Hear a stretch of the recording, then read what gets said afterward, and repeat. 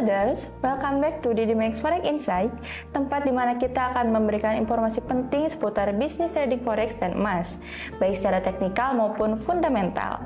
Dan kali ini aku gak sendirian dan aku ditemenin sama mentor profesional yang sudah lama di bidang bisnis trading forex ini, yaitu ada Miss Mary. Halo Miss, gimana kabarnya? Alhamdulillah baik. Alhamdulillah. Oke, kali ini kita akan langsung saja untuk mengupas tuntas beberapa peluang di minggu ini.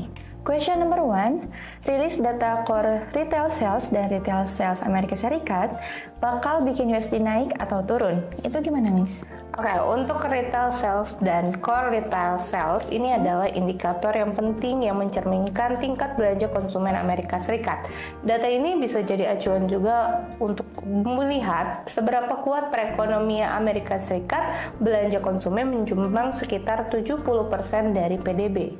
Jika hasilnya lebih tinggi dari ekspektasi, ini bisa jadi sinyal ekonomi Amerika Serikat yang masih kuat, yang berarti The Fed mungkin tetap mempertahankan kebijakan moneter ketat yang lebih lama. Dampaknya USD ini bisa menguat karena ekspektasi suku bunga yang lebih tinggi.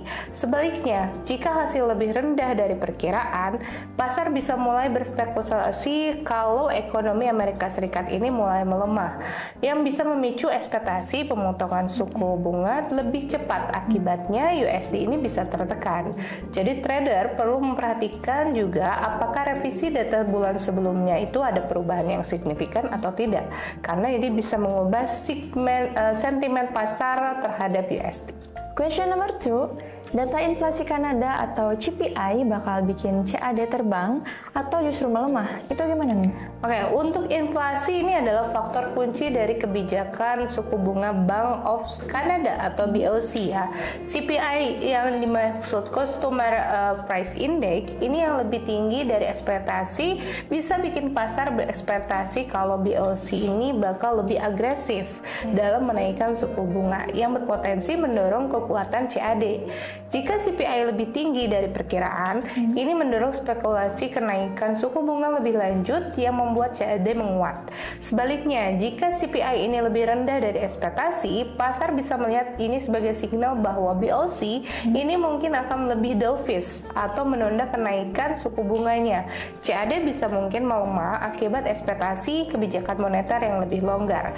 Selain itu, perlu diperhatikan juga komponen inflasi intinya atau trimester dan median CPI, karena ini memberikan gambaran yang lebih jelas juga apakah kenaikan harga bersifat sementara atau berkelanjutan. Question number 3, BOJ policy rate dan pernyataan BOJ bakal berdampak besar ke JPY. Itu gimana, Miss? Oke, untuk BOJ ini dikenal dengan kebijakan moneter ultra longgar selama bertahun-tahun. Jadi setiap perubahan dan indikasi pergeseran kebijakan bakal berdampak besar ke JPY. Jika BOJ ini mempertahankan kebijakan suku bunga yang negatif dan juga tidak ada sinyal yang perubahan besar, JPY ini akan bisa melemah karena kebijakan ini membuat kurang menarik dibandingkan mata uang dengan imbal hasil lebih tinggi. Namun, jika BOJ ini memberi sinyal yang normalisasi kebijakannya, misal mengakhiri YCC atau menaikkan suku bunga, ini bisa menjadi pemicu penguatan JPY karena pasar akan bereaksi terhadap potensi perubahan kebijakan moneter. Selain keputusan suku bunga, juga pernyataan BOJ ini dan komentar dalam konferensi pers itu juga perlu menjadi yang harus diperhatikan karena seringkali membuat petunjuk lebih lanjut soal arah kebijakan yang ke depan. Question number 4, apa efek keputusan The Fed soal suku bunga dan pernyataan FOMC ke USD? Gimana, Miss? Oke, untuk FOMC sendiri ini adalah salah satu event yang paling terpengaruh dalam pasar keuangan karena keputusan dan proyeksi mereka menentukan arah kebijakan moneter Amerika Serikat. Jika The Fed tetap hawkish atau mempertahankan suku bunga lebih tinggi atau membuat peluang kenaikan lagi, USD bisa menguat karena ini menunjukkan perekonomian masih cukup kuat untuk menahan suku bunga tinggi. Sebaliknya, jika The Fed mulai terdengar dovish dovish memberikan sinyal pemangkasan suku bunga lebih cepat, USD bisa melemah karena pasar akan mulai memperhitungkan kebijakan moneter yang lebih longgar. Selain keputusan suku bunga, ekonomi untuk FOMC sendiri, ini penting juga bisa memberikan gambaran soal ekspektasi inflasi, pertumbuhan ekonomi, dan juga suku bunga jangka panjang. Question number 5.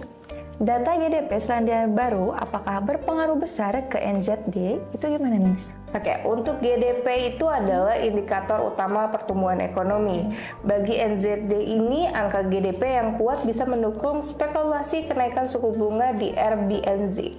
Sementara angka yang lemah ini membuat NZD juga tertekan. Jadi, jika GDP lebih tinggi dari ekspektasi, ini bisa memperkuat NZD karena pasar akan melihat ekonomi masih solid. Dan juga RBNZ ini mungkin masih perlu mempertahankan kebijakan moneter yang sangat ketat. Sebaliknya, jika GDP lebih rendah dari perkiraan, pasar bisa melihat ini sebagai tanda perlambatannya ekonomi yang bisa memicu spekulasi pemotongan suku bunga lebih cepat sehingga NZD ini bisa melemah. Jadi karena NZD juga sangat sensitif ya terhadap sentimen risiko global dan juga harga komoditas, trader perlu mengingat faktor eksternal lainnya juga bisa mempengaruhi pergerakan mata uang ini. Question number 6.